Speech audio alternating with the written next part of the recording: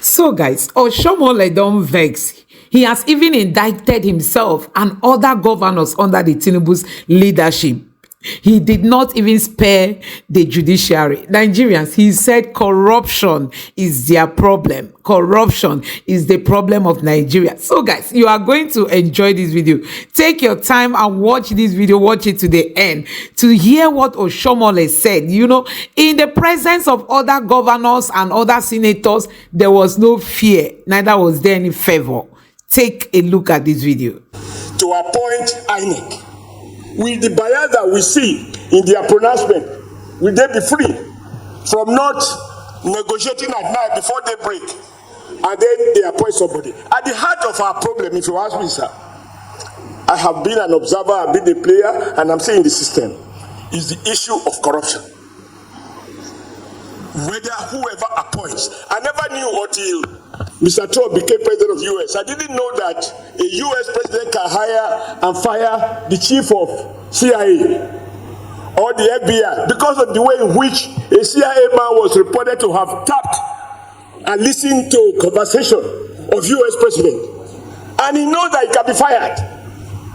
So it is not about the law. It's about a society where people seek to defend privileges, defend their jobs, even without knowing the purpose. If you are not ready to die for something, you will die for nothing.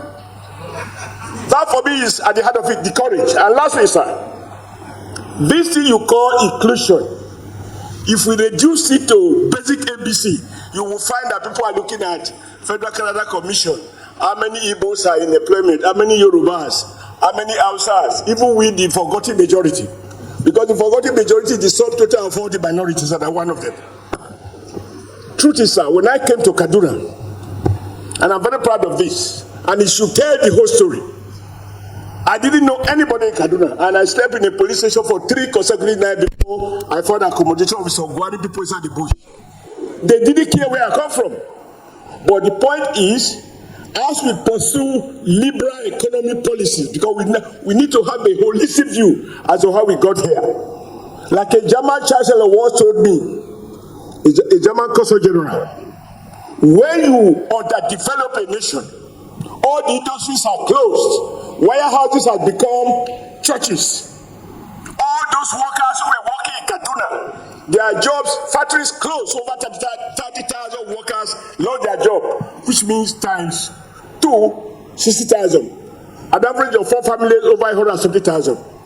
The same thing in Kano, the same thing in Lagos, the same thing in Aba, the same thing in Port Harcourt. These are victims of wrong industrial and trade policies. We must revise these things. When I got a job in Kaduna, nobody cares whether I was from Edo, whether I was from Lagos, and I found everybody working everywhere. For as long as 10 people are chasing 1,000 jobs, when all the objective criteria have been used to identify the 10 and you can't find it, where you come from, naturally become an answer. If you ask the speaker as represented here, even the personal appointment we have in our offices, do they reflect federal character? They don't. Everybody brings from his own place. That is the truth. But I do pray that we get the right policies in place. Go and ask Dangote. Don't ask him.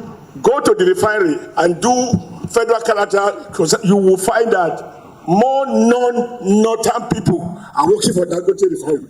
Because it needs the skills. But because the private sector is not working, it's completely destroyed based on our liberal economic policies. The only business is that is politics, and we want to try and manage poverty. We can never have equity in poverty. May we have equity in prosperity. People talk about this restructuring, local government elections, and so on. Unfortunately, truth be told, there is no local government election. There is no local government that is elected. You can speak to the formality where results are written, or where blatantly no pretense was made, and therefore people are just put into office. You don't need law to enforce this. When I was chairman of APC, I told President Buhari, invite all the governors and invite the National Association of local government, and ask the governors what are they doing with the allocation that is given to them.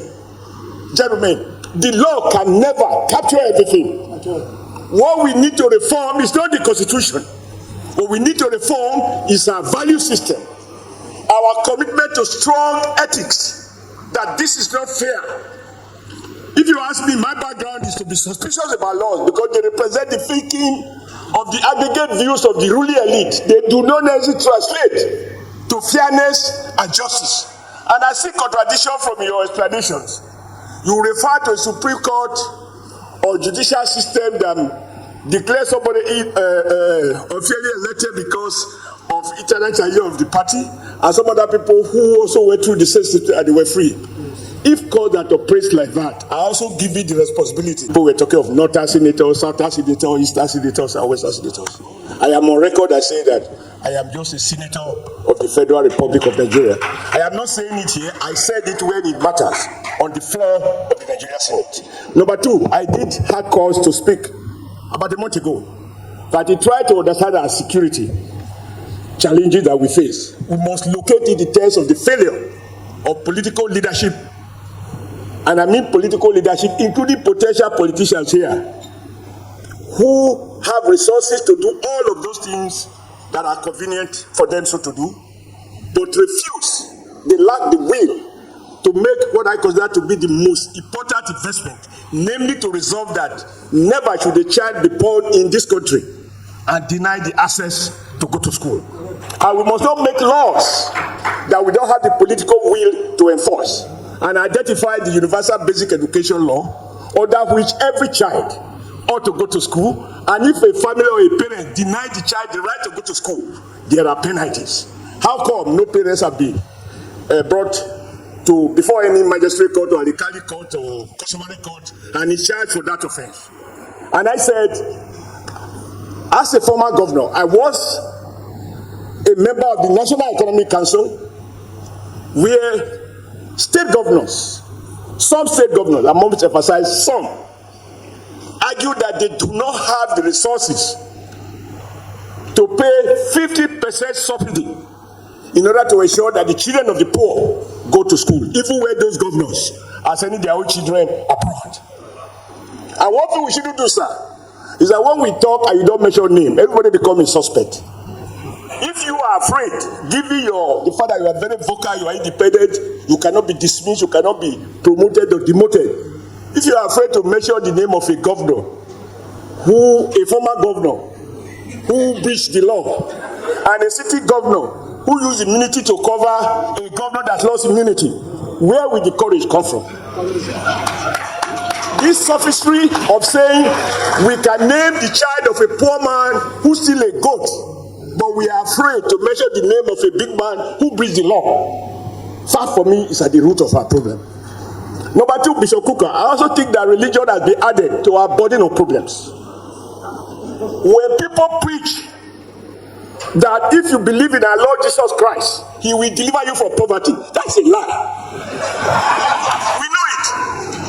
And I see them every day. And I think Falana made the point that people are setting up business centers, and they cover themselves by saying they are pastors. And in every donation that is being made in church, when a big man dies, that is where reverend fathers and pastors, we identify these people to remind us that the church has not been completed. And all those who are to donate are invariably public officers.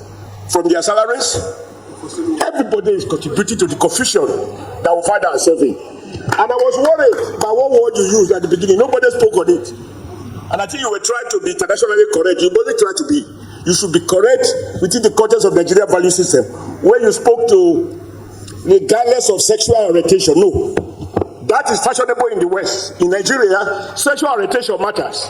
A man should not sleep with a man, and a woman should not sleep with a woman. If they do, it must not be acknowledged by the Nigerian state. We must discourage your wife, because if you begin to use that regardless, it matters.